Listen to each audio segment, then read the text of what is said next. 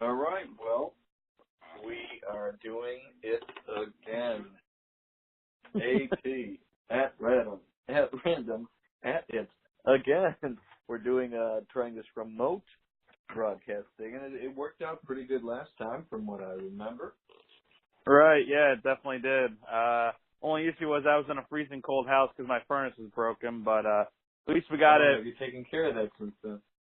Well, halfway. I can get the house to heat up, but it's not like a normal furnace where it goes on its own. Like I have to go manually and turn on the furnace like every few hours, but it's really not that big of a deal. Like until I get a new. Well, unfortunately, my dad came and looked at it, and he said that I'd probably have to get a new furnace because it's pretty old and stuff was breaking down and everything like that. So we ended up getting a new furnace, until we get it in, or until my dad gets it in. We gotta do it manually, and but that's, I mean, at least we got the system where like we can actually heat up the house. You know what I mean? Like at least it's not like the wrong time of year. It got real cold real fast here. So yeah, this is the wrong time of year, wrong region of the country to have that problem. Exactly right.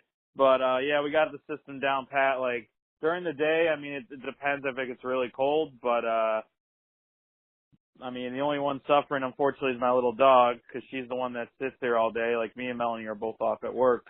So she's the only one that suffers, but she seems to do fine with it. I mean, she sits around where it's usually cold. So, but yeah, I get home, I turn the heat on right away, and it seems to work. I mean, I go as high as I can because, because it's like, basically once it gets up to a certain temperature, then it's like, all right, you hold up, it's like for a few hours, then the house will be heated for a few hours until, like, before we go to bed, then we turn it on again, and then it's all good from there, so. Okay, well, that's good to know. That at least is a solution for now, a temporary solution. Right, exactly. So last time we were talking, you were working on The Purge 4. Is that all wrapped up, or are they still filming some things? What's going on with that? Yeah, they did wrap, and they're officially out of Buffalo now. Now there's probably just some editing and things to do, and it will come out in July. But it was a really great experience, something I'm really happy to have been a part of. And then since our last episode, you kind of made the rest of the franchise seem really cool to me. I didn't realize that. You know, I thought, oh wow, Purge 4, what is this, like Sharknado? They just keep churning out sequels. But I saw the first one back when it came out, way back in 2012, and It's something like that, yeah. Third and fourth one, and that was pretty neat. I enjoyed them, you know, for what they were. So it'll be cool to see what this one does to follow it, especially knowing the whole thing was filmed right in Buffalo, right here. Right, exactly. Yeah, and it's going to be, I mean, obviously you have to feel some pride where you're like, all right, I'm going to go see a movie that I was in. Now, mind you, I'm not one of the premier marquee names, but I'm in it, and my name's probably got to appear. I mean, you have to get some sort of credit in the credits, right? Yeah, I might. I don't know. It depends. Usually for a big budget movie like that, they probably will. There's usually like really long credits for movies like that. So if there's really long credits, I'm sure I'll be able to like just stand there for a half hour and stare at the screen until I see my name. So that's nice. Right, and then like you were a stand-in too as well, so you would get a little more credit than say just your standard extra. Yeah, exactly. Yeah, I was personally a stand-in for one of the main characters rather than just a guy way in the background. So. Right. Exactly. Not just a member of that gang that they'll tell people, hey, he's really not a member of that gang, but. Yeah, I don't think I'd want my name on it, because a lot of the extras had to play members of hate groups and that sort of thing, and a lot of them are like, well, thank God we're wearing masks and wearing hoods, because this would be really awkward to, Well, I mean, it's not. Oh, go ahead. Oh yeah, Lee. I think I know what you mean. It's like people will know it's a movie, but anybody can screenshot something and then just spread rumors type of thing. Right, yeah, especially in this social media age, So, Right, for sure. so the big thing that I've been wanting you to do since we started this podcast, so we can kind of debate about it, because growing up, me and you were both huge Pokemon fanatics, and I still kind of am. I don't know how much you are still, but I still have on my Kindle. I still have the games on that. And, Oh, really? Now, yeah, I still how have. many generations did you play? Because I definitely, of course, everyone who's our age, if they didn't play, the red version, blue version, and sometimes the yellow version, it's like, what did you even do? Right. What were you doing, Man, what your life were you between? on during those times, man? Right, exactly. What were you doing between? What did they came to America in, I think, 1999 when we were about 8, and Yeah, we were definitely younger. Yeah, when they came.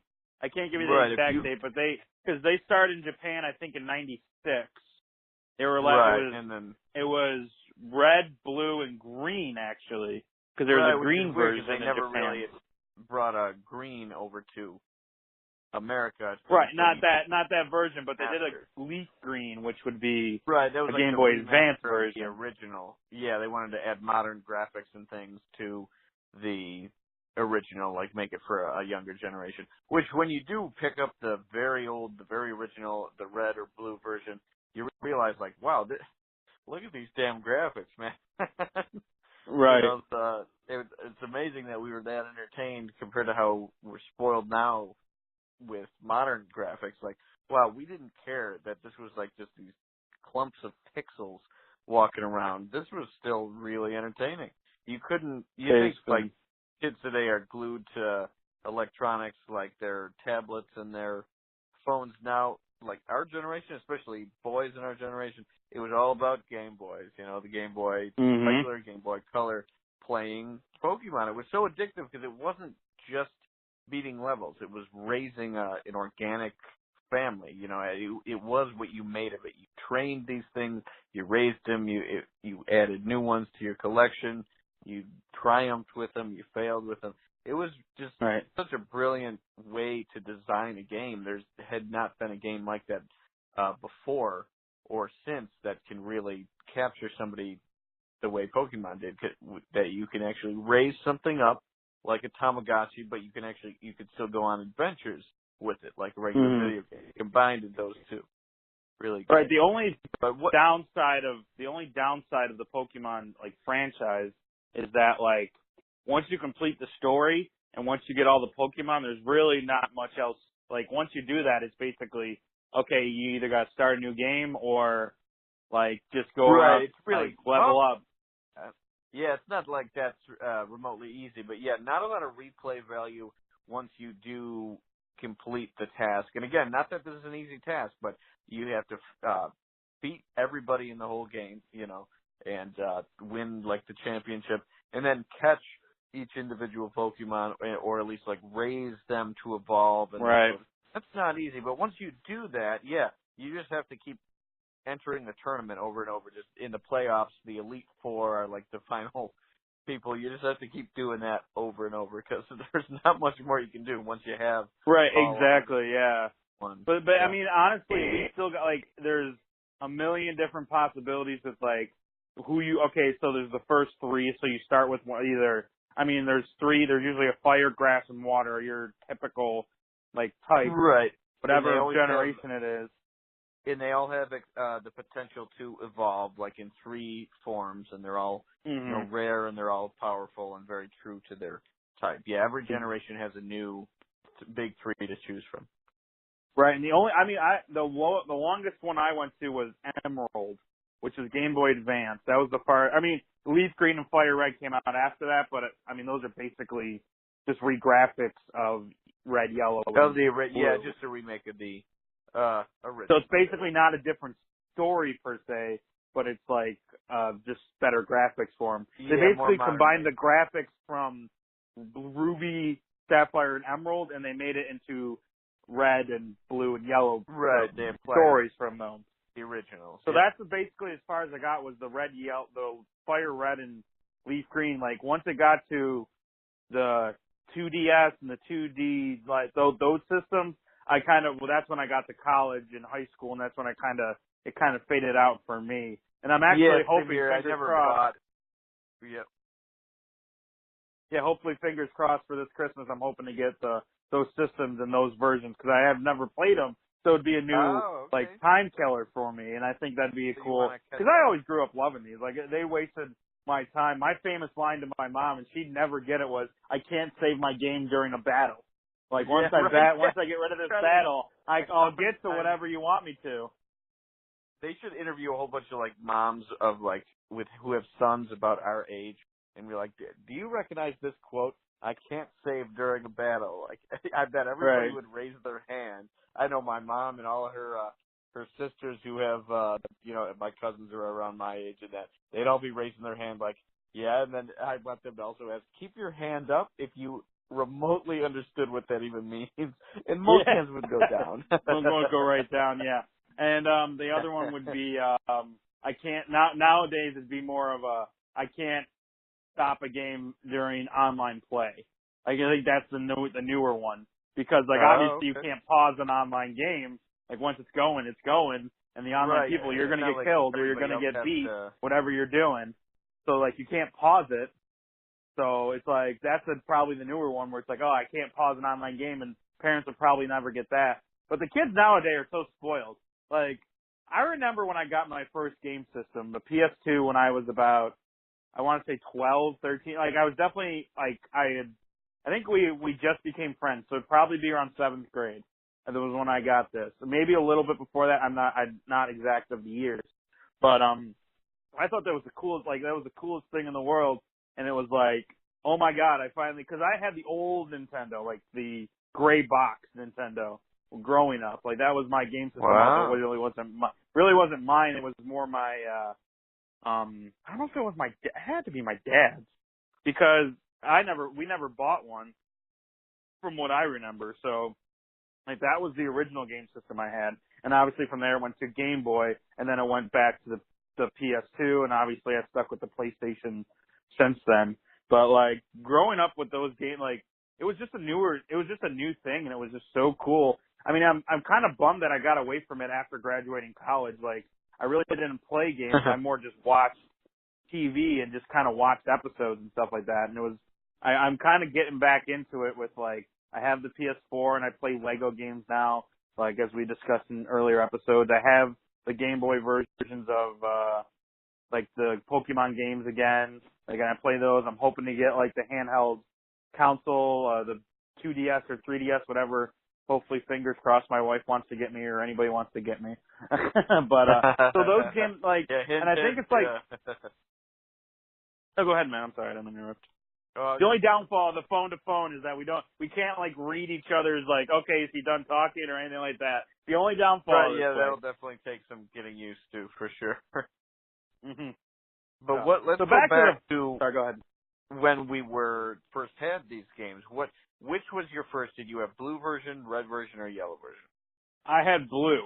I was a blue. I had the blue game and the lime green Game Boy Color. Like I didn't have an original Game Boy. I had the Game Boy Color. That was my first. Yeah, most people had the Game Boy Color. That's when they were really mass produced. Right, because when we were, I think around when we were younger, like maybe 4 or 5 years old, that's when the Game Boy, like the big gray one, came out. I believe. I'm not exactly sure. But then when we were in, like, that's when we started, was Game Boy Color, which were all the different colors of the Game Boys, which was so cool. Like the lime green, the blue. I think there was a red. There was definitely a yellow because there was Pikachu on it. Like I remember that. And so. Okay. So yeah, wow. I had blue and lime green. What was yours? And yeah, I had blue version was my first, and it was a pretty common Game Boy Color model. It was the one where you could kind of see through it. It was like a transparent purple.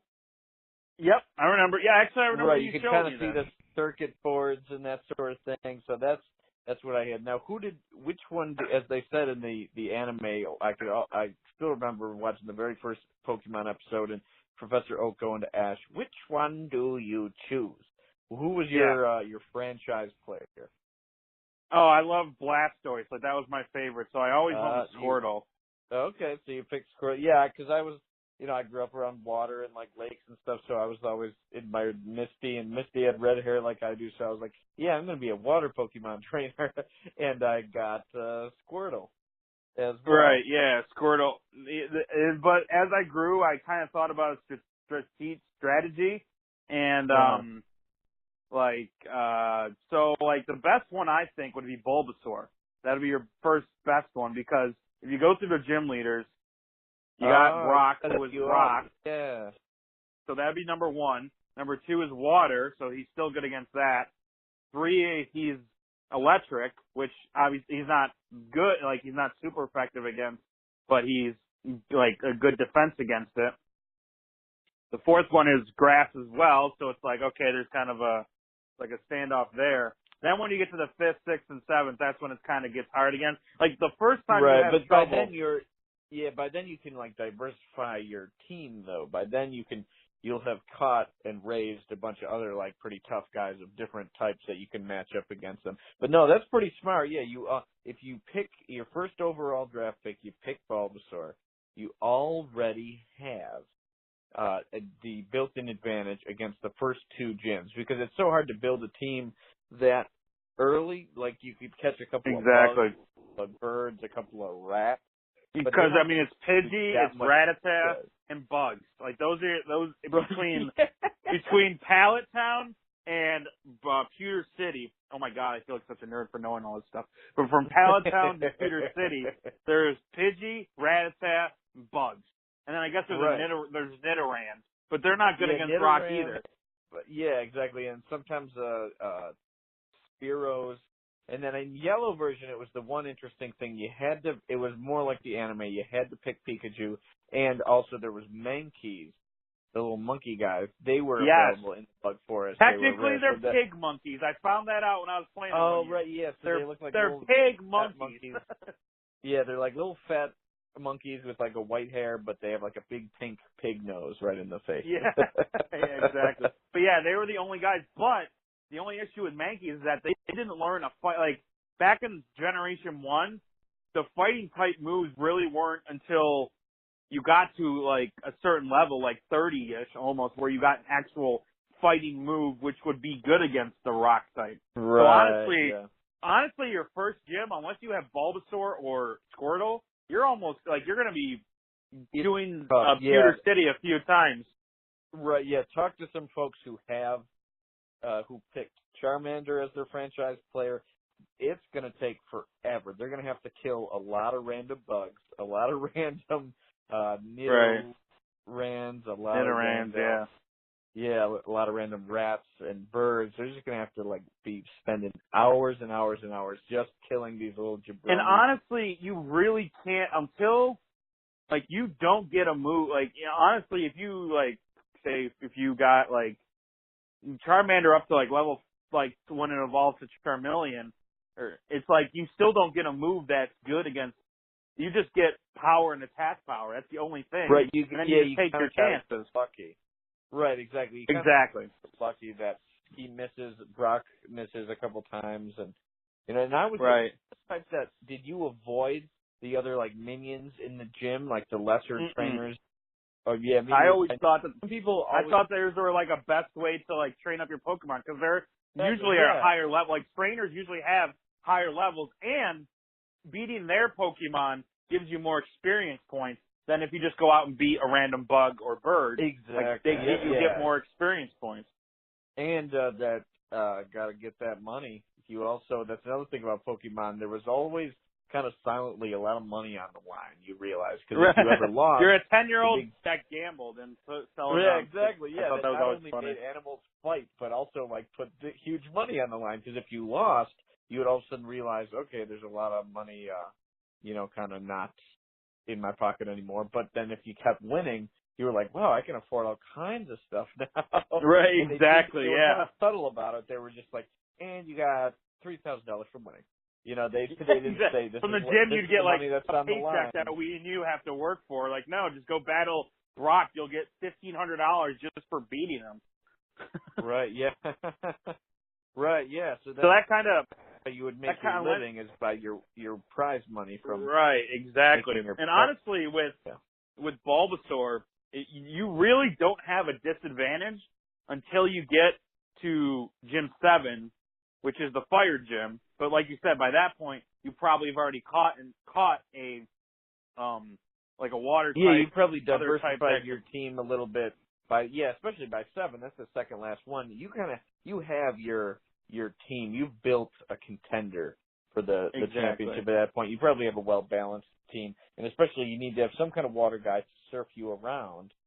And so exactly. By that point, right, you need to have a water guy to surf you. Early on, it's harder. It's just so hard to build a team. Yeah. Like from scratch. You really have to just rely on your starter, on your franchise player. And so if it's Charmander, going to be real tough to beat Brock because like fire barely does damage against Rock, and then you're going to get your ass handed to you by Misty because she's water and all her minions are water. So and even like if you even go between Pewter and Cerulean, there really isn't there isn't a type that's good against water in that stretch either. If you think about it, like you'd have to go way out of your way to find either a leaf or an electric. Yeah, it would be tough to find that because I know in the cave there's obviously, if you ever played Pokemon, you know there's a shitload of Zubats that never leave you the hell alone. The most annoying Pokemon in the fucking world is Zubat. Exactly. They do not leave you the hell alone. But once in a while, you will find like a Clefairy, which is nice, but it's not specific. It's because it's rare and it's a cute little thing, but it's not specific against water. So, yeah, it's tough. So you are very much more beneficial fighting against picking one of the other, either the water type or the plant type, Squirtle or Brock. Right, and if you're lucky enough to get past Brock, and obviously once you get past Brock, there's, like you said, there's Mount Moon, which is the mountain between Pewter and Cerulean. Oh my God, dude, you're making me nerd out right now, and I love it. Yeah. There's Mount Moon between. Always named after a fancy color, all the towns, and you start off in Palette Town, like an artist palette, and every other town was named after some fancy color. Let's see, let's try to name them. All right, so Pewter. All right, I really can do this. It's going to be scary. So there's Palette Town, there's Pewter City, there's Cerulean City, right. There's Vermilion is 3, right? Celadon is 4. Yeah. SS Anne is the ship. Yep, that's where that is in Vermilion. Then there's Saffron, Lavender. Oh boy, here we get stuff. Or no, Vermilion. Vermilion is 3. We already got them. So we're up to Saffron, Fuchsia. Celadon. Celadon is 4, correct. Then there's Fuchsia, which is 5. Fuchsia. Okay. Saffron is 6. Oh my God, what is Cinnabar? The island is Cinnabar Island, right? Cinnabar Island. Yep, and then Viridian City. Yep. And I think we got Indigo Plateau. No, but then the Indigo Plateau is where the playoffs are. Yeah. Yep. So, wow, we just did Kanto, so we got it. which is the name of the region, by the way. It's called Kanto. Yeah, Kanto. You never. And so that was kind of in going by the type. Let's see how best we can strategize that out because let's see, it's kind of like Pewter is Rock. Yeah, Pewter is Brock, the rock type. He has like Geodude and Onyx, and then Geodude and Onyx. Yep, and Cerulean is Misty. Is water. And she has the water type. She's got the Staryu and Starfish, Staryu. And then Vermilion is electric. He's got, Voltorb. It's Lieutenant Surge. Yeah, and he's got Pikachu, Voltorb, and Raichu, I believe. I think are his 3. Right. Yeah, I remember anime. I got his ass kicked a bunch of times by the military guy. He would brag about it and rub it in. Right, and that was the episode where he contemplating evolving Pikachu because he wanted, obviously it was Raichu, and that was the only time I think in that series where Pikachu contemplates evolving. So and then 4 is Oh my gosh. This is where my nerd starts to go away because I can't think. I know it's grass is the Oh, spice. okay. So, oh yeah, she was like this hippie. It was kind of like the feminist. She's like doing drugs, basically. No, yeah, it was like the feminist gym because there was no male trainers. It was an all-female staff. You had to fight when you go, and it was like in a big botanical garden, like a giant greenhouse with all these fancy flowers, and Right, yeah, and it was all girls. It was like you said, it's all girls, and there's like 8 of them. Like there's a bunch. And she was always like her eyes were always closed in all the animation, like in the game. Yeah, like she was always just like really chilled out. And yeah, there was a ton of women that you had to fight. And what was so annoying about her is because it's plant based.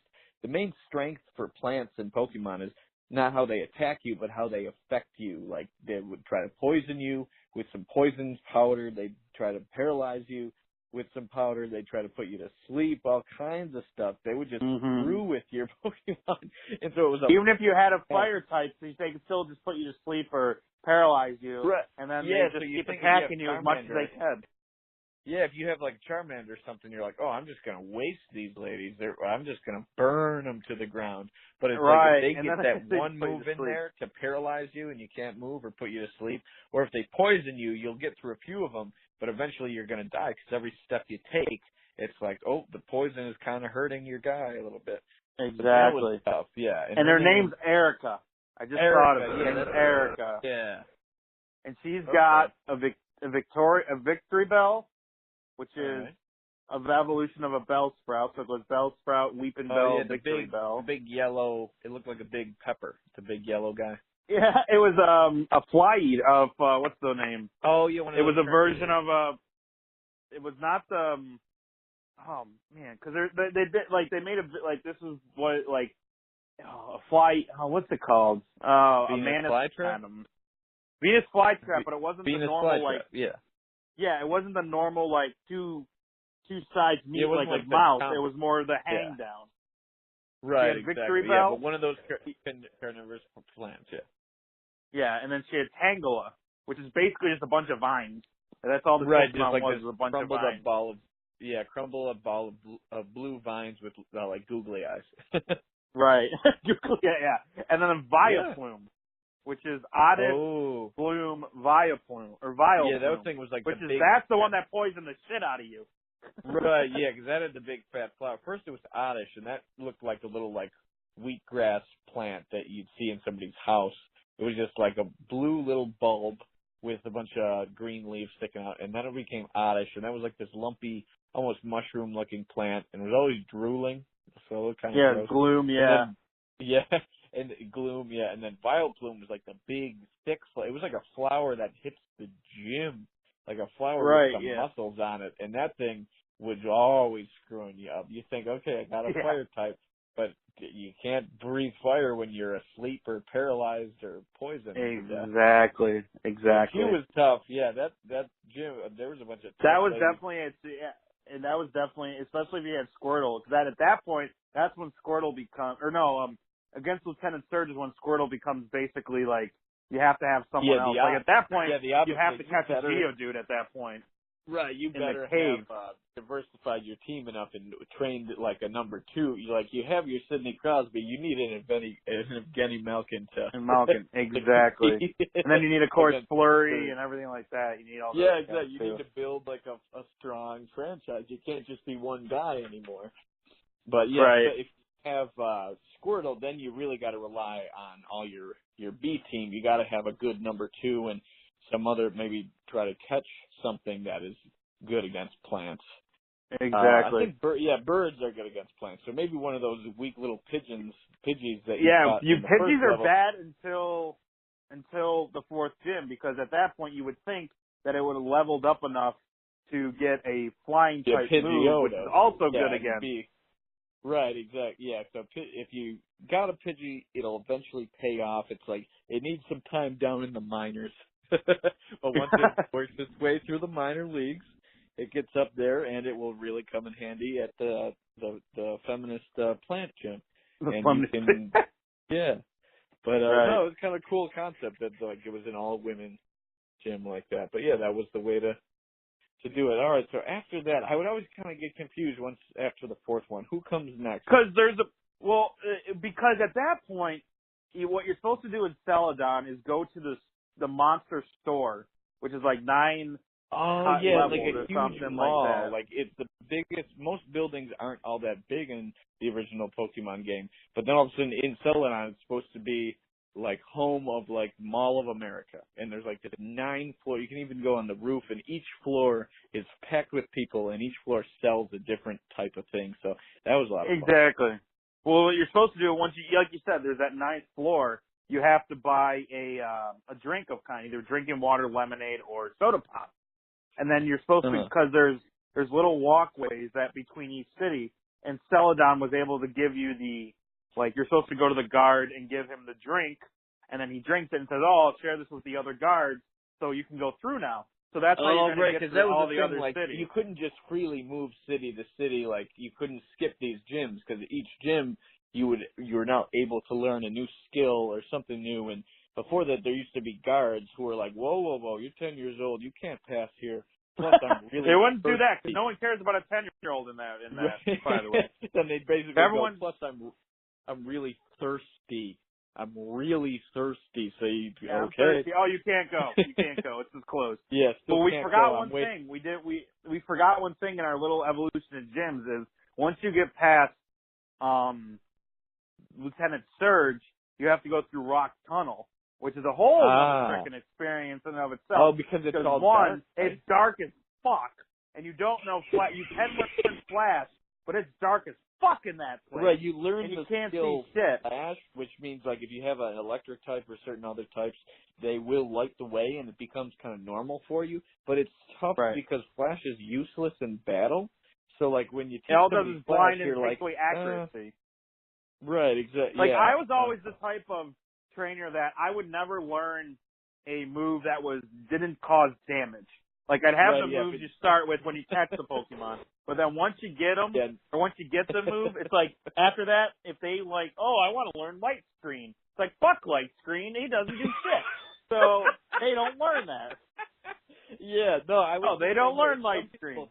Some people would these days would be like, they want to play Moneyball. They want to be Billy Bean in the Oakland A's and be like, well, actually, you need all those to lower their stats. Like, I don't care about lowering their stats. I just want to fight, man. I don't care about. I want to kill them and kick their ass when their accuracy is down. Who gives a shit? They're dead. Exactly. I'm sorry. Pokemon don't die. They faint. Oh yeah, they faint. But yeah, no Pokemon ever dies. Yeah, swing away. Don't try to get a walk. None of this Oakland A's Moneyball bullshit. Hit a home run every time. That's what That's what I want you to. That's what you're here for. Yeah. So, and then you get through Rock Tunnel, which is basically another Mount Moon, where there's a bunch of fucking Zubats. Yeah, there's trainers you can't see. Don't have Flash. Right. Yeah, and there's trainers in there that have Pokemon. Yeah, the funniest thing, you'd be walking in the dark, and it'd scare the shit out of you, because anytime somebody wants to fight in Pokemon, a big exclamation point pops out of their head. So it'd be this completely black screen, and all of a sudden you hear ding and like an exclamation point out of nowhere. How did this happen? Hey, trainer, fuck you! I wish that was an option in Pokemon. Like if you didn't want to fight, like the X-rated version of the game. Like, hey, trainer, fuck you! Yeah, just kick them in the balls and run or something like that. Yeah. Or if they're a girl, just run because you can't kick girls in the balls. Bug catcher Joey wants to fight. Fuck off. Well, fuck Joey. His mother's a whore and his father's a pussy. Bicycle rider Gerald wants to duel. Well, your mother doesn't love you. Yeah, we're terrible. We got to rewrite a Pokemon game that's like R-rated. Where you don't have to fight people. You can just tell them to fuck off. You don't have the choice. Like fuck you. Cindy, the Bug catcher Joey wants to fight. Fuck you. So you get through Rock Tunnel finally, and then you go into Lavender Town, which doesn't have a gym, but it is I will never forget the music of Lavender Town. There was two songs It's that actually played when voted the scariest, like if you're listening to that at, like, people, like, voted on YouTube, and they voted that get freaked out, like, it's like little, like, do, do, do, do, do, do, do, and it's like doing all that stuff, That's and then you get into good the impression. Dude, I played this yesterday, so I know all this. This is how I know most of this stuff. I'm such a nerd when it comes to Pokemon, and I absolutely love it. Like, I have T-shirts with Pokemon. I have the games. Like, I am all Pokemon. I don't care that I'm 26 freaking years old. This is what I grew up on. Like, if it was Call of Duty or Grand Theft Auto, nobody would think I'm weird, because that's normal stuff that kids are into nowadays. It's like, the fact that it's Pokemon was like that makes it weirder. Like, yeah, that's right. Yeah, but our I age will group never is forget. the one that loved it. Yeah, well, because it first came to America when we were kids. But yeah, I will Exactly, never right. forget the music of Lavender Town, because again, that was like the town. It was like the Lilydale of Pokemon. It was just the town for a bunch of mediums, like psychics who can talk to the dead. And there was this. It was creepy enough walking around the town, but then there was this giant building that was like the Pokemon graveyard. And you go in, and apparently every Pokemon that ever died, like, has to be buried in this giant cemetery. And the music changes and gets even, maybe even more creepy in there. And then you fight a bunch of mediums who all have ghost Pokemon. And then you keep seeing ghosts, but you can't see them at first. You have to, like, buy these, like, paranormal goggles. Saffron's, you have to go through, it's really complicated. You have to go through, like, in Celadon City in the gaming corner, there's like a Rocket, Team Rocket, which is another thing we haven't gotten to yet, but they're all around. Like, there's little heists from Team Rocket, and you have to go through their little hideout in Celadon City, and at the end of it, you battle Giovanni, which is their leader, and right, you beat him. Trying to be like the mafia. Or in Japan, it's the... Yeah, Team Rocket's the mafia. America, you are correct. Yeah, especially because they had Giovanni, like, they give him an Italian name, of course, and give him, like, a suit. So I guess in Japan, it's like the Yakuza is what they call the mafia, and then here we have, like, the different ethnic mafias, but the Italian mafia is the most famous because of Al Capone and that. So Giovanni's kind of like Al Capone, and his goons, Team Rocket, they're always doing some kind of heist or conspiracy or something like that. Right. Right. So you got to go through that, up. and then once you beat Giovanni, you get what's called a silk scope, and the scope allows you to see the Pokemon. I don't know how, but it does. And right, some kind of that's one of the things that's not explained. Which is something we'll get to in like a little while once we get through our run through of Pokemon here is why we got on this topic originally. But so yeah, you got to go through that, and then you get the Silk Scope, and then you go through Pokemon Tower, and then you get to see all the Pokemon. But the thing about paranormal goggles, so because at first the ghost would show up, and it would just be like, you're facing a ghost. Like, not even though all kids knew there were three kinds of ghost Pokemon. There was Ghastly, Haunter, and Gengar. Gengar. But it would just be this generic ghost, and then you'd try to fight it and be like, you're too scared to move, better run away. So that's all you could do. But now you get these goggles, this Silk Scope thing. And now they don't show up as generic ghosts. It's like Ghastly attack, Haunter attack, Gengar attack, etc. So you go through the whole tower, and then you get to the point like there's like a set of stairs that goes up to the last level of it, and there's like it's like the ghost of Cubone's mother, which is really fucking weird. It's not like it's so Cubone's specific. Cubone is a ground type Pokemon, which like they make it seem like there's only one. There's like Cubone and there's Marowak. Like those are the two. Like Cubone, and then Cubone evolves into Marowak. But it seems like in this game there's only one. There's the Cubone, and then there's Marowak.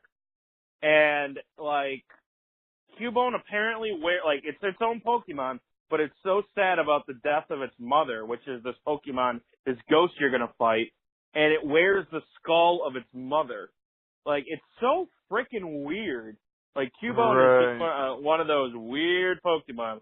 But you get to that point, you can't catch it, which kind of sucks because it's a level 30 Marowak, and at that point, a level 30 Pokemon's a pretty good Pokemon to have at that point in the game. And what a great, a real strong ground type. That would really balance out your team. That's your getting at that point, right there. Definitely. And but you have to beat it. So you beat it, and then you're able to go up the stairs, and Team Rocket's there, and they're holding Mr. Fuji hostage. Like that's the whole you're story you're supposed of this. to care about this guy. Like they don't like reference him at all. It's just like now you got to save Mr. Fuji. Like Mr. Fuji. know who the hell this is. But I think he ends up helps giving out, you though. something. He ends up giving you something. Right? Yeah. Is he the one who gives you the pokey flute? I think so because this is the next part of the story. Once you beat Pokemon Tower, and then you can get to the different cities. There's a Snorlax, or there's Snorlaxes because there's more than one blocking the way. Yeah, there's two. Right, and for you to continue, so you need the Poke Flute to wake up the Snorlax, which is another Pokemon that it's normal, but it's really heavy. So once it learns Body Slam, it kills Pokemon. And the thing is that tank, it's so hard to huge, take down. Even like the strongest Pokemon have to really hit it over and over to do much damage. Exactly. So it's a really good crazy Pokemon to have. Like it's really good. Really long line of health. So that thing's good. So yeah, there's a few things that block your path. Sometimes it'd be a little tree, and you have to wait till you beat a certain gym leader, then you can finally teach cut to Pokemon. Sometimes it's big boulders. You got to finally beat somebody to learn strength. Sometimes the tunnel guards, you got to learn Flash. Sometimes those thirsty guards were like, you can't go through here, plus I'm thirsty. So you buy the guy a damn lemonade, and he's like, oh, this is good. I'm going to share this one can of lemonade.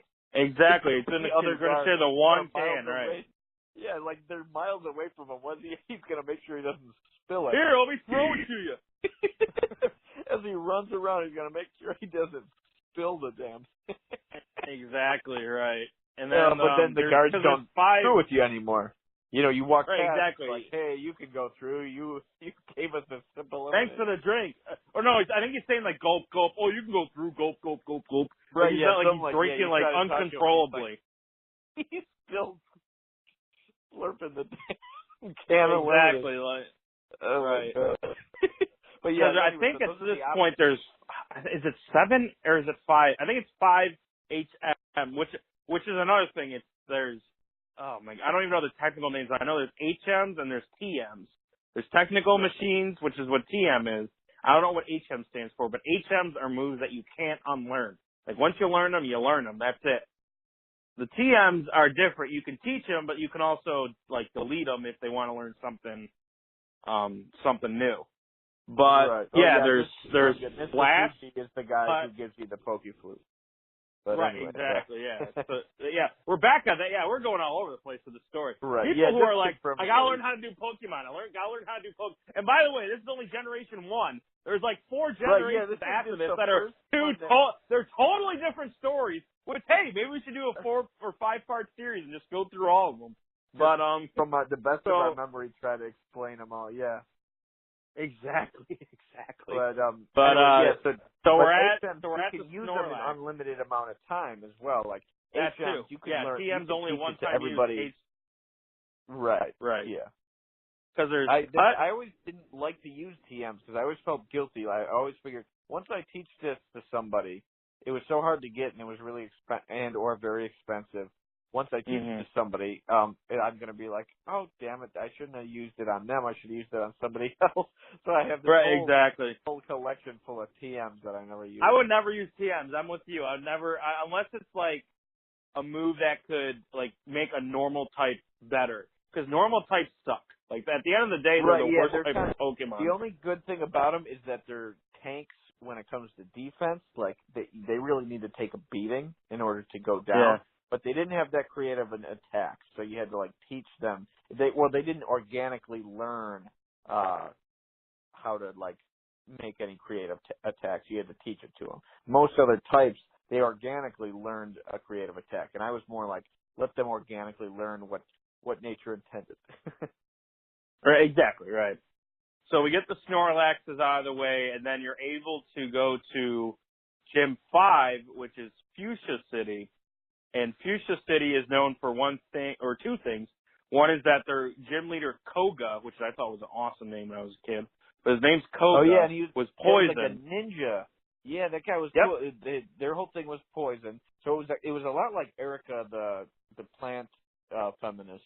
like instead Koga and his like band of ninjas, it was all about poison. So as soon as you step foot in that gym, every single trainer, every other ninja you tried to face was trying to poison you some way, so that because in Pokemon the way it worked is if a Pokemon was poisoned, even after the battle ends, every step you take, like the screen would kind of flash, and with that flash, And it would make a noise, yeah. or it would make a noise, and it was kind of like the screen would vibrate a little bit in case your volume wasn't up. But that was just to let you know a little bit of their health bar, like that showed how close they were to dying, got a little shorter every time. And if you just kept walking without healing the poor guy, eventually it'd be like so-and-so fainted. He was poisoned. Exactly. And then it's also known for the Safari Zone. Safari Zone, it holds a certain... We're both waiting. We're like, all right, no, he'll start talking. No, you'll start talking. Okay. Yeah, this is almost kind of tough. The phone isn't as convenient as in person. But, yeah, that thing was interesting because it was like this giant nature preserve, but you only were full of a bunch of rare Pokemon you can't catch anywhere else. But a bunch of catches, a bunch of things here. It was the only time you did not have your own Pokemon with you, your own people, but you had to turn those in at the gate. And then you could only stay a certain amount of time in the Safari Zone. You couldn't use your own Pokeballs that you bought. You had to use Safari Balls. And you only had a certain amount of time. And by time, it's not really time on the clock, it's steps. So you only could walk a certain amount of steps in the Safari Zone before they were like, all right, time's up. So yeah, so it's very interesting like that. But it was cool because when you faced them, instead of having your Pokemon weaken them, you had to either bribe them or something like. Sometimes you throw a ball and you just catch it. Sometimes you throw a ball and it said it's too far away, so you could either throw some bait and so it would move a little closer, or throw a rock, which I don't know why they and had piss the fuck off it. Yeah, just to say fuck off. But sometimes they were assholes. Because it'd be a really rare one. You'd be like, oh, it's a Dratini, or it's like a Kangaskhan, or it's some really rare thing you can't find anywhere else that you could barely find in the nature preserve. And then as soon as you'd see it, it'd be like, you found a Dratini. Dratini got scared and ran away. You'd be like, damn it. You son of a bitch. Yeah, son of a bitch. Or it'd be like, all right, now I need to get this thing closer. You threw bait. It got scared of the bait. It's like, well, what did you want from me, man? Yeah, what the hell, man? Yeah. Yeah, and the other thing about the Safari Zone was that you have to, in the 500 steps, which I think was the limit, you had to find 3 things. You had to find gold teeth to give some old guy. Oh yeah, there's this old guy who's trying to talk to you, but he doesn't have his dentures are lost. So like he tries to talk and he just talks like so you're like, oh, gotta find this old bastard's teeth so he can tell me something. And then eventually you learn surf, so you can now travel across the water. Right, that's the other thing. You gotta find the prize house or whatever. And then he's like, oh, you found the house. Now you can learn surf. And then if you get the gold guy's teeth, then you get strength. Those are 2 things you need. Oh, but there's 2 special moves there. Yeah. So if there's a boulder in your way, you have strength, and if you want to cross the ocean, you have surf. Exactly. So then once you get all that done, then you got to beat Fusus. So you got to beat Koga. And what you don't know when you get there is you have to go in, and then everyone looks like the gym leader, and you don't know it's the gym. Like if you played it long enough, then you know which one's Koga. But right, but yeah, don't know. Like typical ninja, they're all like in disguise, and there's all these glass walls, so you think like, oh, it's just an open floor plan, I can just walk towards them, but you keep bumping into like, it looks like nothing, but it's really like a maze of glass walls, so you gotta like be really particular and like walking the right way. And plus they all look like, it's like, oh, finally I got the Koga. Nope, just another jabroni that he hired to weaken me. Right, and they all have poison and if you get poisoned, you have to go back and heal because it is basically pointless to go all the way to Koga with a poison Pokemon because your ass is going to get beat. It's a guarantee. Right, yeah. And who did and then remember what specific Pokemon he had? I know he had a moth, and that's how he poisoned a lot of people. Venomoth. Right, he had. Who else? No, unfortunately, no, he didn't have those, but he had Coughings, which are basically right. balls Like of a cloud gas, of poison gas. Yeah. right? And then he had their evolved form, which is a wheezing, which is basically a big coffin and a smaller coffin put like kind of Right. fused together. And then he had what was called a muck, which is an evolution of Grimer. Right. So And a muck is what poisoned the shit out of you. Yeah. It's just like Yeah. big like pile of shit. Like a toxic, Yeah. like a big like Sludge, blob of like sludge. basically, which is one of Right, his yeah, moves the called blob of sludge. sludge with a mouth and some eyes. Yeah. Right, and the only type that is super effective against poison is psychic type, which ironically is the next gym over, which is gym number 6, which is in Saffron City. But before you can even go into Saffron City's gym, you have to beat Team Rocket again at the Slipco company, and that is that is where you start start transitioning to, okay, this is starting to get to the end of the game where you're starting to prepare for the Elite Four, the final battle with your rival, who pops in here and there during the game. Like, he pops up in Cerulean City, he pops up on the SS Anne, he pops up, we'll get to the other two, because I think they're after the 8th gym. But he pops up in this like, when you're going and confronting Team Rocket, he confronts you when you're on when you're on one of the floors or something like that. And there's two weird things about when you're fighting Team Rocket. There's these little pads that you walk on, and it literally transports you to another part of the building, which in reality that's not frickin' possible. So that was They're like little it's elevators. like a square with like a diamond in it almost. Like those are like little walkways. In Saffron City, that's supposed to imply some kind of psychic thing, because the Saffron Gym's theme is like psychic power. So like you step on it and you get like telepathically transported somewhere. So that's the explanation for that. But yeah, I don't get how Team Rocket, because they're not, inherently psychic people. They're just the mafia. Right. So I don't get why they're. And then the other thing is they have these little they're like rectangles with arrows pointing, and if you step on them, it basically spins you and then takes you on a little ride to take you to like an end point. Yeah, and those are so hard to get through. Like an extremely fast like sidewalk, like moving sidewalk, and if you stepped on it, but you had to be strategic. If you stepped on one arrow and you couldn't stop in the middle of it, you just kept your momentum carried you until you hit a wall. So you had to be very strategic on like, all right, which arrow do I step on if I'm trying to get to this wall? I can't just step on it because it might take me to a circle. It might lead me to the exit. Or if I play my cards right and I kind of figure out the whole maze and everything, then it'll take me where I want to go. Exactly. And then, you said you got to be strategic. And then you also have to find this elevator key from like one of the rockets when you beat him. It's like, oh no, I dropped the elevator key. And then like a little Pokeball appears behind him, which is kind of ironic. It's like, oh, you shit that out. That's great. I'm going to grab this now. And then so you got to go through that whole kit and caboodle. And then you get to the end where you fight Giovanni again. And he kind of shows off his team a little bit because he ends up being the 8th gym leader. But you have to, you beat Giovanni twice before you actually face him a third time where a gym badge is at stake.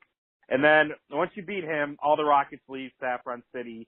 You go to the guy, the owner of the company is holding hostage, and he ends up giving you, I believe, a Master Ball at that point, which is a ball if you throw it at Pokemon, it catches it.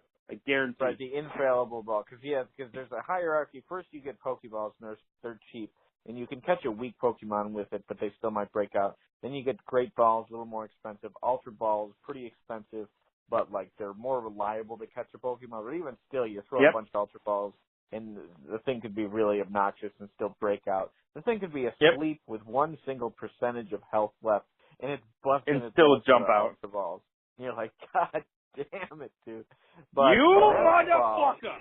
Yeah, a Master Ball is infallible. No matter what, you will catch what you're trying to catch with the thing. Exactly. So, and then once you get through all that, you go back out, and then Saffron City's open. And like you said, there's 8 little, it's basically a tic-tac-toe grid, and each each thing has a trainer in it, and 4 of those little squares that we were talking about earlier, which basically transports you to another section of the gym. And you got it, like, you don't know, unless you cheat, but you don't know, like, which one takes you where. So you kind of have to, like, go to each one and see what happens. And then eventually you get to the middle one, which has Sabrina, which ironically, Sabrina the Teenage Witch is what I always thought of when I hear. But Sabrina is the gym leader of the 6th gym. And of course, you find out that Psychic is her, like, the whole gym is Psychic. It's like you said before, the whole gym either has Psychic or Ghost Pokemon, or like the thing, but Sabrina mostly has, Sabrina has Psychic Pokemon. She's got Kadabra, Mr. Mime, which is basically a human, that's a mime. Venomoth. Right, that guy always freaked me out, because, like, and he's like the older Pokemon. He goes by Mr. Yeah, Mr. He's Mime. like a person. And he actually, when he says his name, it's kind of funny. He's like, Mr. Mime! Like, he goes, like, all creaky high voice and everything like that. I think it's kind of funny. He always creeped me out, yeah. But, yeah, so that was a hard gym to go to, because you had to teleport your way across it, and you never knew which one you were going to get to next. You had to keep teleporting, and Psychic Pokemon were always difficult to fight because they didn't have a direct weakness, and their attacks were effective against almost anybody, no matter who you put out there. Exactly. Like, they were just using your mind and, like, throwing you around and stuff. It was really tough to crack. It was really hard to find a good matchup. Not until, you are absolutely correct, because not until Generation 2 is there a type that can beat a Psychic or a Ghost. There is in Generation 1, there is no type that is super effective against Psychic or Ghost Pokemon. In Generation 2, there's what's called a Dark type. And Dark is what is super effective against Psychic and Ghost Pokemon. So in Generation 1, when you have a Psychic Pokemon, it doesn't have a weakness, basically. Like, it could have, like basically you have to hit it with everything you got to actually, like, beat a Psychic type. So basically, your SOL, no matter, unless you take advantage, like, the only Pokemon that has a secondary type is a Venomoth, which is the next Pokemon she has, which is a bug type. So you can kind of, like, say, okay, I'll use my fire type, or, like, and that's, like, you can use a fire type. Bird type. That one. Bird type too as well. But other than that, like, she has Kadabra, Mr. Mime, Venomoth, and then Alakazam, because it's Abra, Kadabra, Alakazam. That's kind of ironic. Someone really thought hard about those names. But, so she's got those 4 Pokemon, and once you beat her, then you have to teach a Pokemon Surf. You gotta surf all the way down to, like you said, Cinnabar Island is gym number 7. And basically you have to go all the way back to Pallet Town. By this point, you should have found a way to teach a Pokemon Fly, because that's HM2, which I believe you can get by going outside Celadon City. There's like a little house or something that says, wow, you must have worked hard to get here. Well, I wonder if you had a way to get around without having to walk. Oh, wait, I know a way. And she gives you, like, HM2. It's like, well, you're a little bitch that kind of strung me along. Why don't you just give it to me? Give me HM2. Don't tell me, oh, I wish you had a way to walk around. Oh, wait, I know a way you can walk around. Here you go. Or not walk around. Here Fly, you go. Right? Yeah, that's Fly, right? You can teach that. And that's when Pidgey really becomes a good Pokemon. It's so valuable, because before it was just the paint. You did so much walking or bicycling or whatever. It was so hard to get place to place. But now Fly, like, you can't, like, see yourself, like, you can't control yourself while you're flying, but you just pick a destination, and any city you've previously been to, as long as you've been to the hospital and healed your Pokemon there, you can have permission to land there. So that's pretty cool. Exactly. So what you do is you fly from Saffron City. Well, actually, there's like a side story you can do, and still in Saffron, because there's a gym next to the gym. There's like a Saffron City gym, and then if you go next door, there's another gym. It's not a badge gym, but if you go there, and it's all fighting type. So you go and you beat there's like 4 goons. Oh, and there's Saffron City's supposed to be like the biggest city. It was supposed to be like the capital, like the Tokyo of this region. It's like every building is a skyscraper. It's really cool looking, because usually one city has maybe one multi-level building. This has like skyscrapers all over the place. You can only go into a couple of them, but it's pretty cool to see, like, a huge city. And it's kind of like how New York has the Yankees and the Mets, or Chicago has the Cubs and the White Sox. This was supposed to be like, okay, this has two gyms, the psychic and the fighting. Ironic. Exactly. The types, one is all in the mind, the other is all in the body. But so they. And ironically, one gym can kick the other gym's ass if it really wanted to. Right. Fighting type are extremely weak against psychic types. Yeah. So if there was a Subway series, we all know who would win. Exactly. Right. So you beat the Forgu, and then you beat. I don't know the guy's name, but if you beat him, you get to pick between Hitmonlee and Hitmonchan. Hitmonchan is the punching type. Hitmonlee is the kicking type. And they're two fighting type Pokemon. It really doesn't. Honestly, I never really cared because you get them at a weird point, and they both really don't know many moves. You just get them and then you put them in your Pokemon like storage system, basically. Take up a gigabyte of data and just throw them in the storage system, and then you just go about your business. So what you do is then you fly from Saffron and you fly back home to Pallet Town. Or you can actually, there's two options. You can surf from Fuchsia City, or you can surf from Pallet Town, but eventually you go down, and then you got to converge on Cinnabar Island.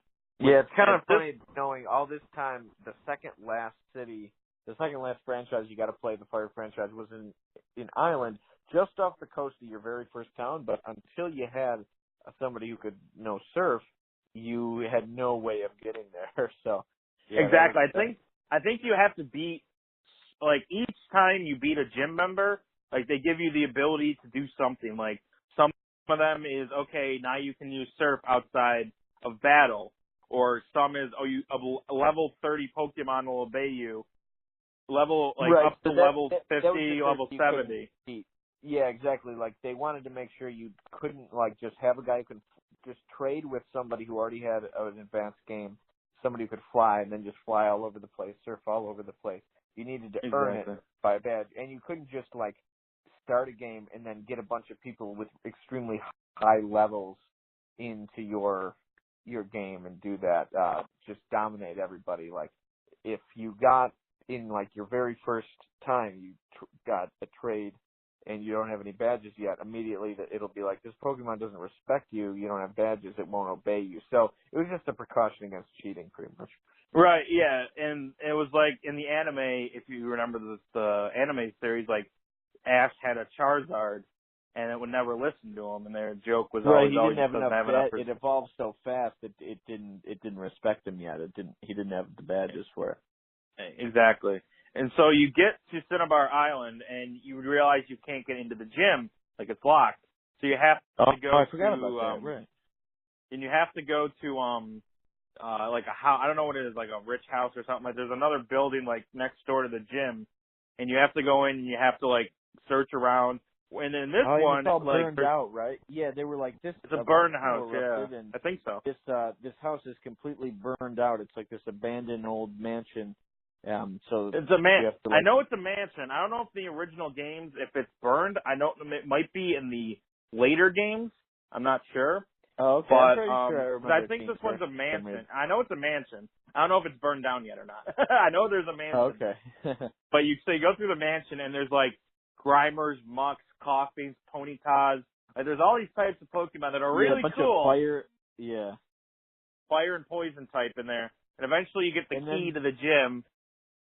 Oh yeah, and wasn't it like a library? Because I remember like really interesting there was like these books laid out, and you would read them, and they were kind of like almost spoilers or like really interesting facts that you didn't know before then. It's like, did you know that Mew, the rarest Pokemon, gave birth to Mewtwo, and no one knows where he is yet? Like all these things revealing like the final twists at the end and stuff. Right, because there's that building, there's the mansion which we were talking about, and there's also the Science Center, which is below, which is next to the Pokemon Center, which is where you, like you said, you find all this stuff.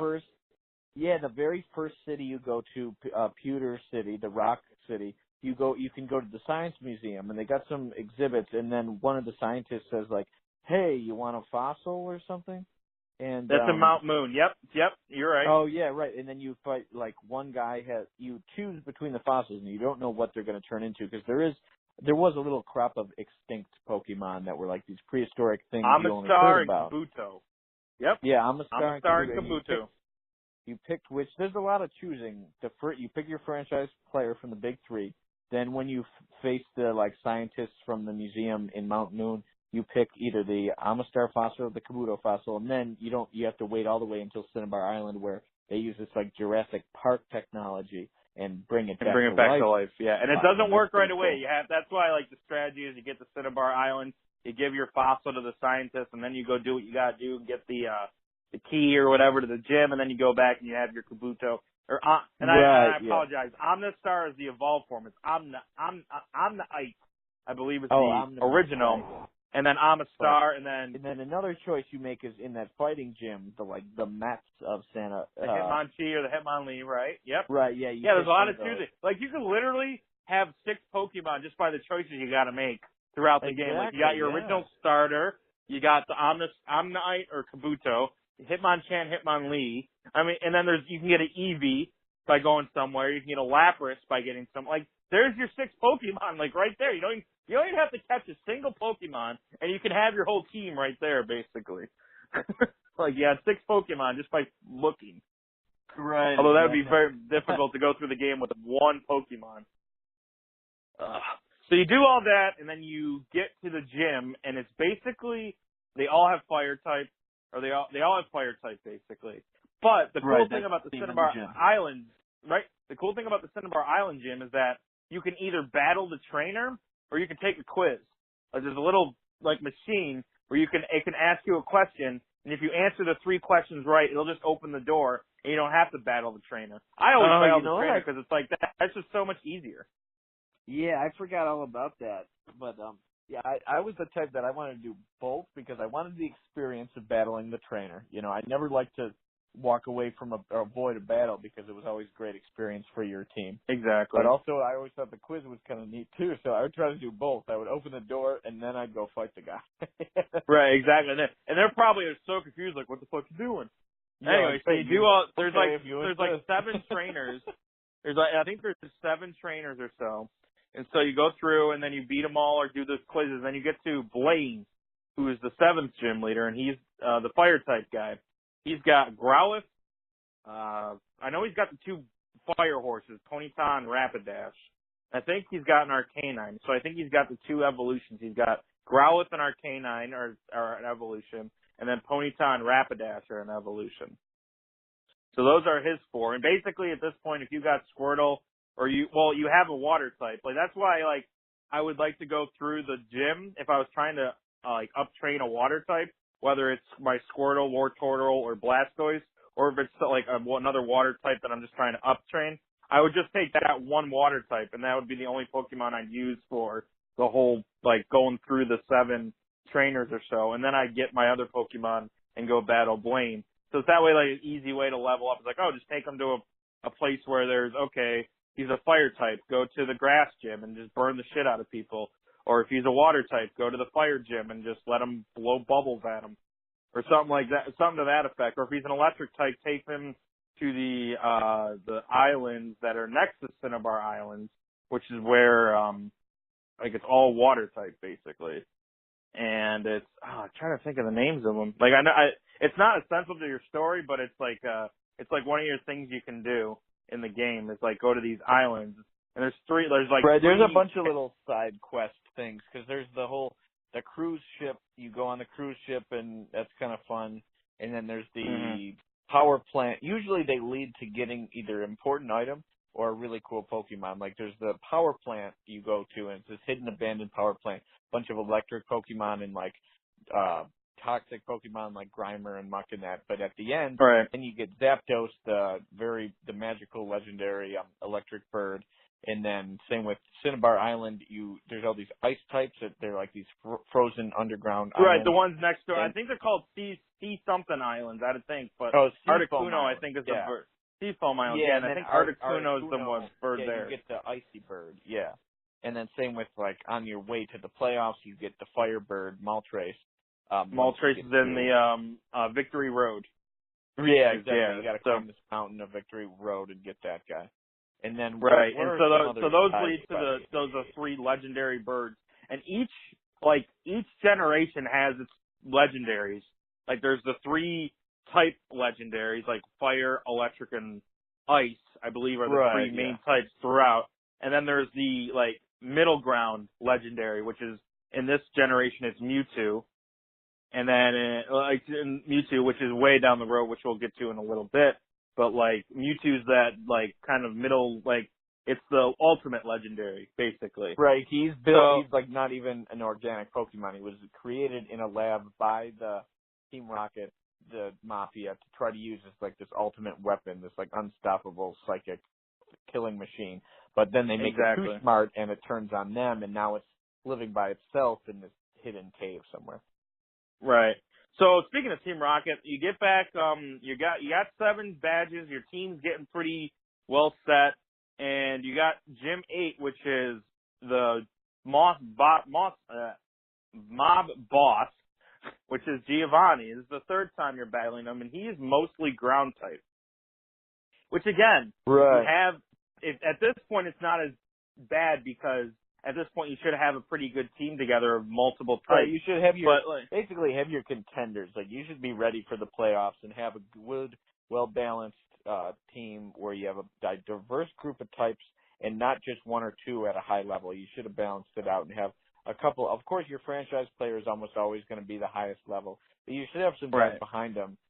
Maybe even some legendary. Legendaries are like that big free agent that a sports franchise signed. Like catching a Zapdos or a Articuno is like that huge like signing that you got that really boosts. Like a huge boost to your team, yeah. Yeah.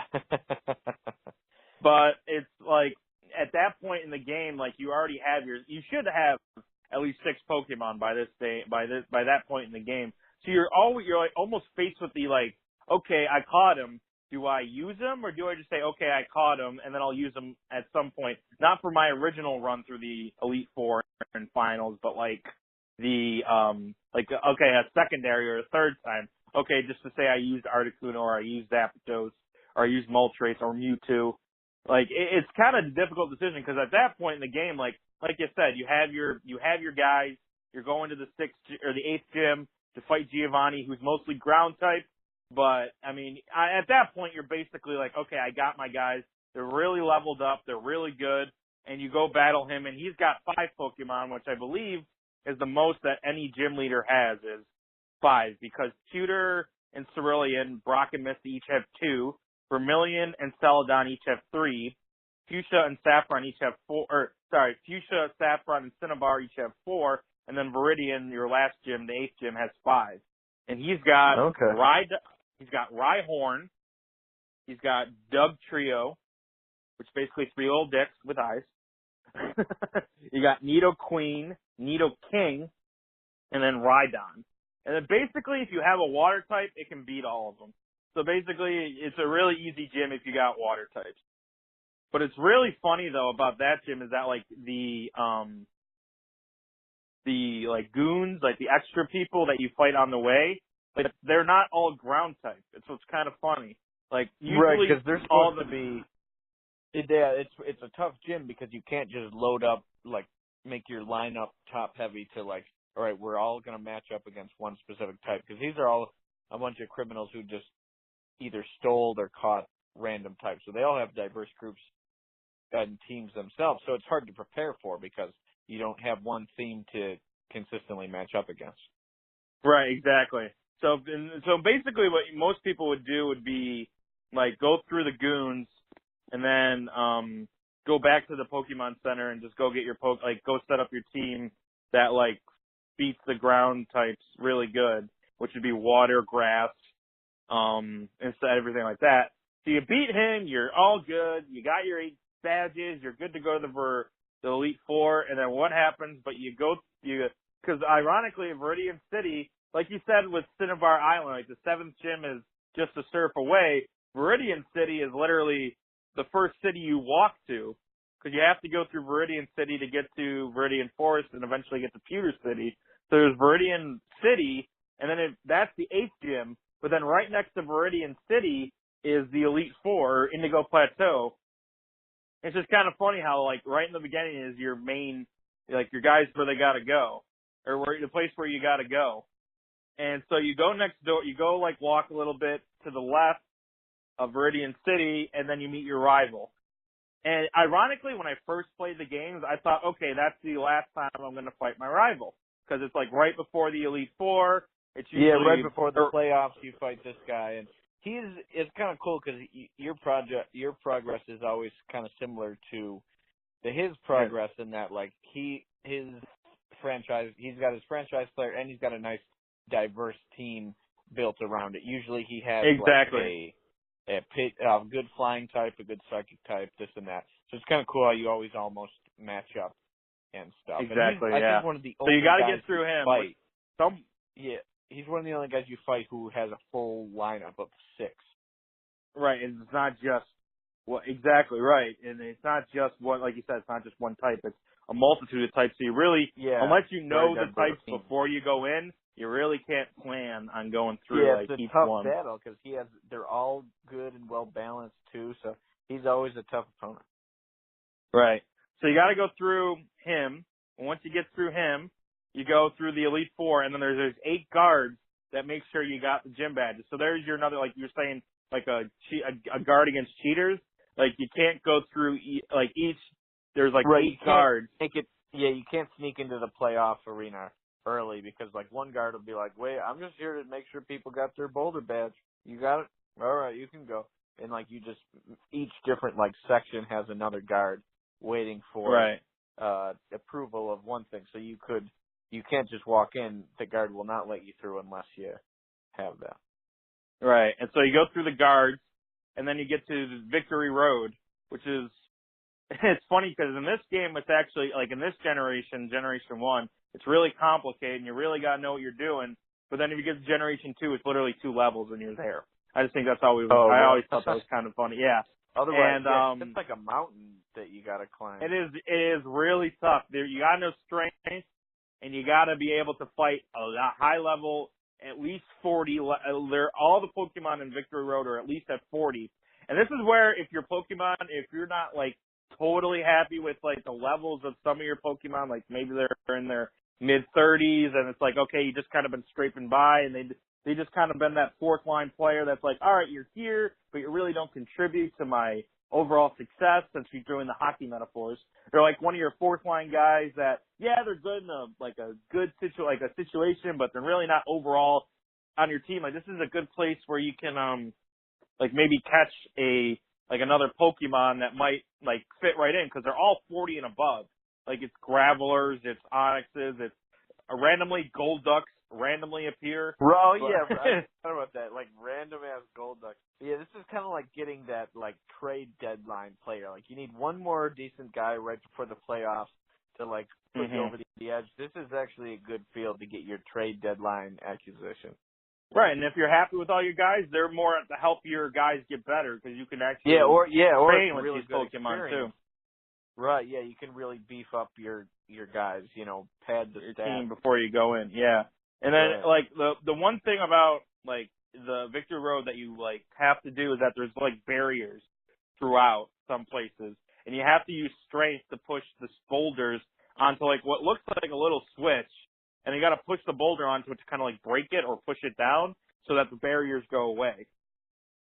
So literally you got to do that like 3 or 4 times, and then eventually you get to the end, and then that awesome music like plays at the end, where it's like it got me pumped, even though it's like it's a little console game, but it really got me pumped up. It's like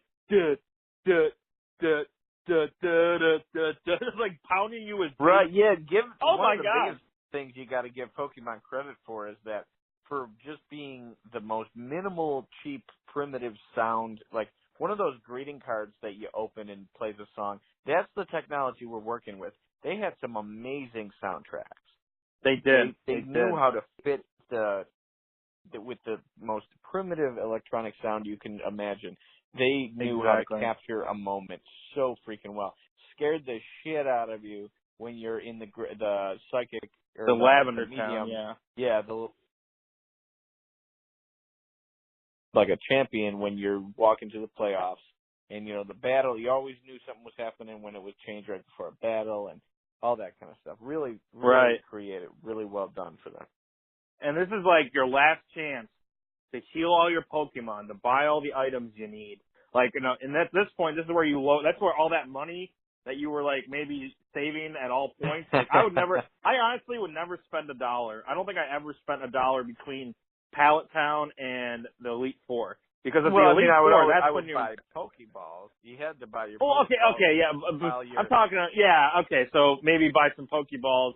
Or you have to, medical supplies. You have to buy Pokeballs. You would load up on, because in the way the playoffs work, the gyms, you didn't have to face every person at once. You could face a guy, leave, heal your people, walk back in, and face the gym leader and stuff like that. Yeah.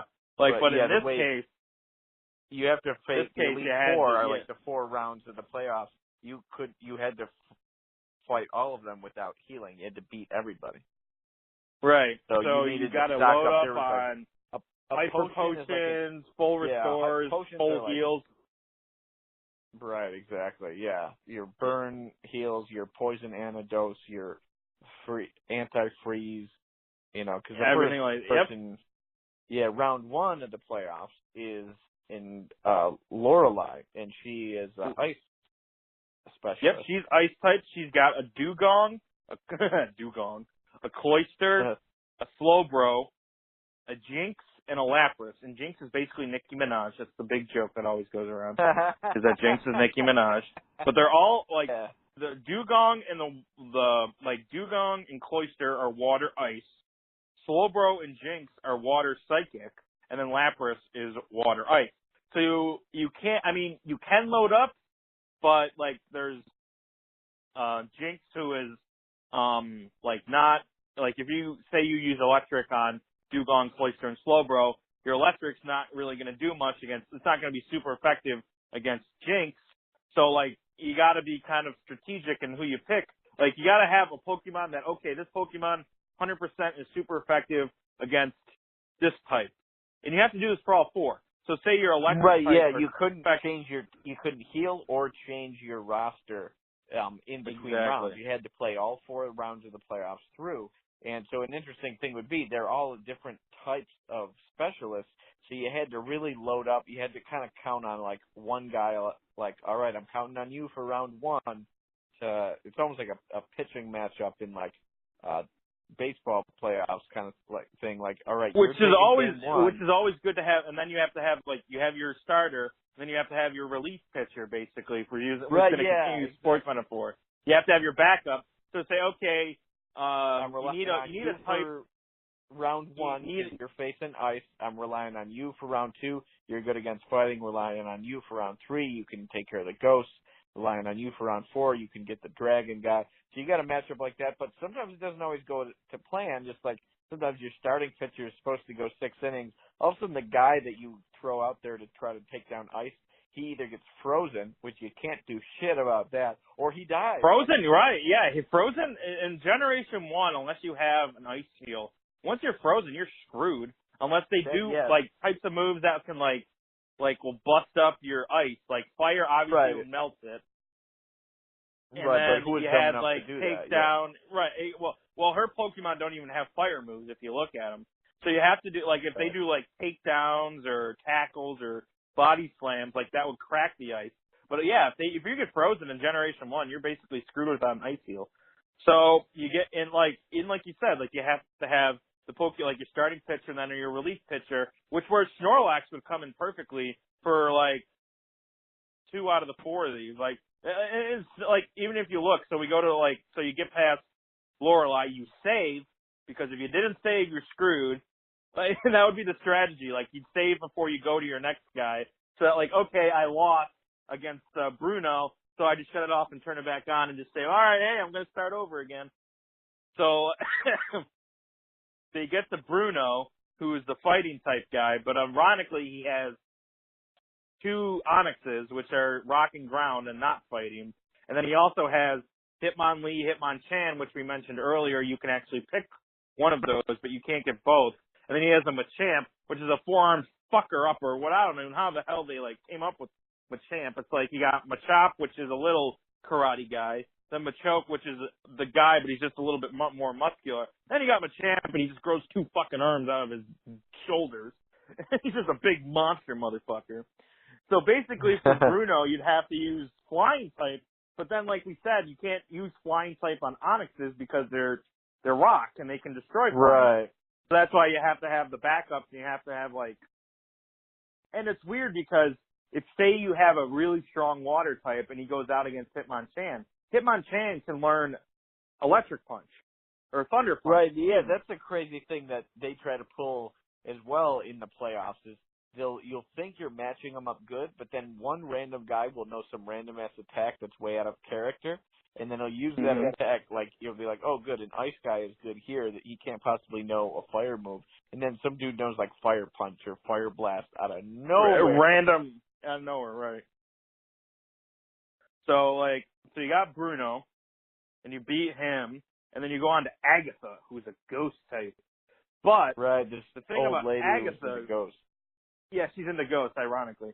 The other thing about ghost Pokemon is that if you could take advantage of the fact, like if you say, this is where you would want to develop and raise a psychic Pokemon, which is Alakazam and Mr. Mime. Like you go in those two, if you can find those two, like I think Mr. Mime is exclusive to Safari Zone in certain versions, but like Abra is the hardest fucking Pokemon to catch. I don't know if you remember trying to catch an Abra. Right, it's always it's always evaporating. Yeah, they're teleporting. You'll be like having a battle with Abra. It might even already be asleep when you find it. So you're, this will be easy.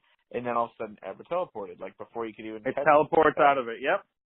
And that's the only move at level 10, which is what you usually see Abras at. The only move they know is teleport, and they can teleport out of any Pokemon battle. So they basically just teleport, and then you can't catch them. So you literally would have to have a Pokemon, like a ball, ready to go, and be able to throw it like right away, almost like no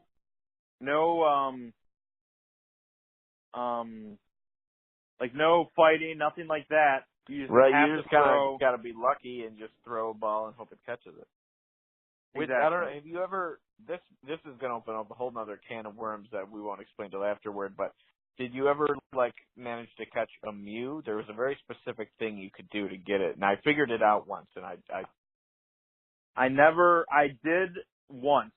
I don't remember how. Okay. I can't tell you how I remember. Okay. Yeah, it's a complicated process that I kind of remember. But I'll explain it later. But yeah, let's keep going. But anyway, yeah. You need to have a psychic type basically to get through Agatha, because the 3 ghost types you can't hit with any other move.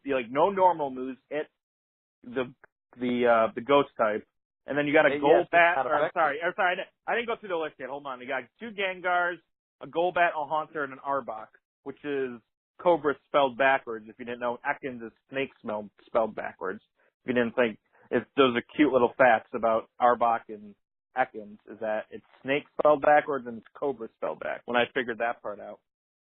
So basically you have to do the psychic to get through them. And then you go to Lance, who is so fucking hard to beat if you don't know what the hell you're doing. Right, because they don't prepare you for dragons. You don't run into anyone else who has anything close to a dragon. Then all of a sudden you get this guy with a cape who's like the last round of the playoffs, and he has a whole roster full of dragons that you've never seen before. Right, he's got Gyarados, which is the evolution of a Magikarp somehow. It's like that was kind of like a joke in Pokemon, where it was sort of like it was like the most useless Pokemon out there that can't even all it can do is splash. It can't do any damage. If you somehow stick with it enough, that useless piece of crap becomes a super intimidating Japanese dragon. Exactly, yeah. So you got Gyarados, 2 Dragonairs, which is the evolution of the Pokemon you mentioned earlier, Dratini, and Dragonite, which is the final evolution of Dragonair. And then you have one that's really weird. I don't know if there's a way to catch it without cheating.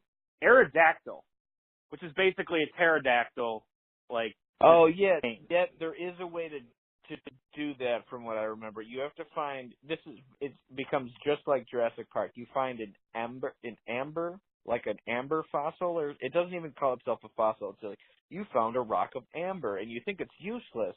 So it's almost like a little secret thing you got to have known about the movie Jurassic Park, or otherwise basically. supposed to do with this piece of crap item? It doesn't do anything. It's just amber. But if you find the right random scientist in the very first city in the science museum, you give it to some like scientist there, and they're like, "Ooh, amber.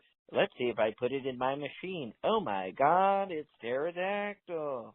And that's how you get pterodactyl. basically. That's Yeah. funny. That's crazy. So he's got one of those, but that, honestly, if you don't know about Aerodactyl, that'll be the first time you see it. And it's a weird looking motherfucker. Like, it is basically a pterodactyl from the big old days. Yeah. You know what I mean? Yeah, or it looks like a gargoyle, like one of the gargoyles from the Hunchback of Notre Dame. Right, exactly, yeah. Trying to think of what one of their lines from the movie, but I can't think of one. Pour the wine. Yeah, the guy from George from Seinfeld played one of them. Pour the wine and cut the cheese. Cheese, yeah. Yeah. And cut the cheese, yeah. So you get through all of that, and Lance, like, basically is like, "Oh, congratulations, like, did a really good job. Unfortunately, though, someone beat you here. You don't know who it is. You're like, you motherfucker, I just beat all these I just beat all these mofos, now I gotta beat one more." My team just got its ass kicked like 4 rounds of the playoffs, blood, sweat, and tears, and I'm about to celebrate, and now you're telling me there's a 5th round of the playoffs? Mother! Who it is. And it's Gary or Blue, or it's your rival, basically. Yeah, and the funny he's a thing weird about one. you got to pick your rival's name. Like the professor in the first part would be like, "Oh, what's your name? Oh, that's nice. I can't remember. Have you met my grandson? His name is what's his name What's again?" his name? You'd be like shit stain. Asswipe. Oh right, yes. His name is Asswipe. Right, yeah. Oh right, yes, Asswipe. But if yes. you were my grandson, hi Asswipe, how you doing? No. Right, cause and it's like it'd be like Asswipe wants to fight, you know. Fuck you. Yeah.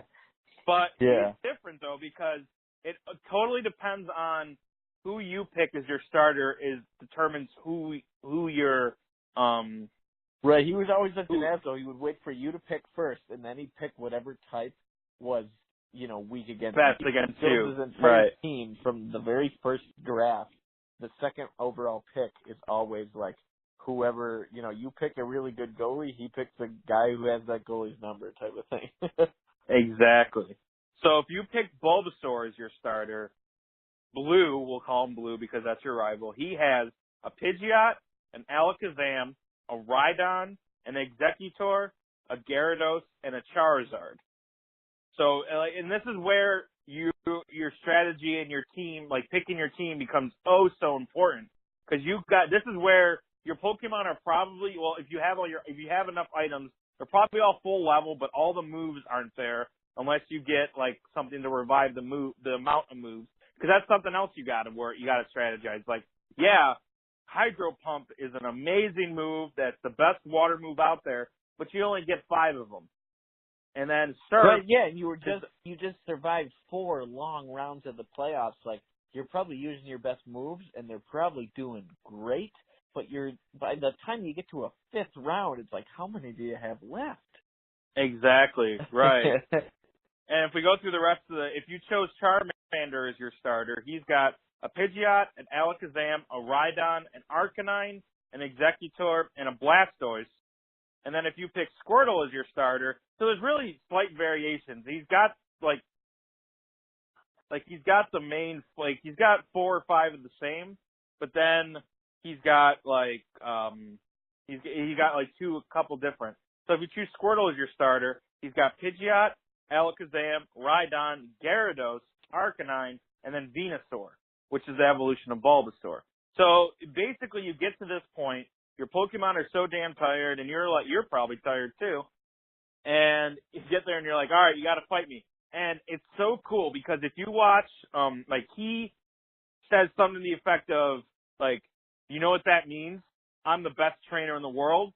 And then it stops, the text stops, and it goes into we get back to the music. It goes into the best battle music in the game, bar none. There is absolutely no comparison to this guy's battle music. Yeah, it rocks. It is the most epic music ever. I was trying so hard to make it my alarm ringtone, because I swear to God, if that'd I be ever bad. woke up to this song, I'd wake up in a heartbeat and I'd be pumped and ready to go. Oh, that'd be So, badass. I can't believe no one else has ever done that before. That's brilliant. right. so you get to this point, you finally, it's so hard, it's so crazy. You got to use your potions at the right time. You got to use your full heals at the right time. And then you get it, and then you beat a Pokemon. And then, it's, again, back to the music. It's like so uplifting, like, oh my God, I just beat the game. And then it goes through this whole ending sequence where you're, like, he registers your Pokemon into the Champions database or anything like that. Right. And, Yeah, it's like a list of, it's like the Hall of Fame, like the list of people who have won a championship. And so it's almost like the credits. It, like, shows off each guy in your roster. It's like, you're this guy, that guy, that guy. yeah, it goes through, like, amazing. the back view, and then it brings it to the front, and then, like, it's front view. Yeah, it's kind of Which cool. is actually how pretty they, cool. Like, swivel the camera around, yeah. But yeah, and then he gets all weird and emotional on his grandson. It's like, listen, asswipe, I came over when I heard you won, but by the time I got here, you were already beaten. So, asswipe, you're a disappointment to me. It's like this long emotional He doesn't thing you say gotta sit through. Well, he's just like telling asswipe he's a disgrace to the family. Right. And then, so you go through it, and then that's the end of, like, that's the game. And you get to the end, and then, like, I think we're going to have, because we're at an hour and 36 minutes right now, so we might have to do a part 2 next week, or next recording, because I don't know how long YouTube's going to allow us to put it up, but we got to the end of the game, and then we can go, maybe next week we can go into, like, the side things we can do. Because exactly. there's a lot more to it than just we did beating not the game. expect to fill an hour and 40 minutes of. Trevor, you want to funny know? stuff. I had like 8 or 9 topics. I'm like, oh, what's something random we can talk about? I got Bills. I got the Bills starting quarterback changing. I got the last TV show you watched regularly, and that's it. And then we talked about Pokemon. So you know what, Trevor? I say let's call it a day. Let's call it a day, or let's call it a show this week, and we'll put part 2. We'll do part 2 next week sometime. This is why At Random is so great. So for Trevor Dugan, I'm Alvin Turpey. We just went through Pokemon Generation 1. We're going to continue it next week. Thank you for listening to At Random. We'll talk to you next week. Everyone, you have a good one.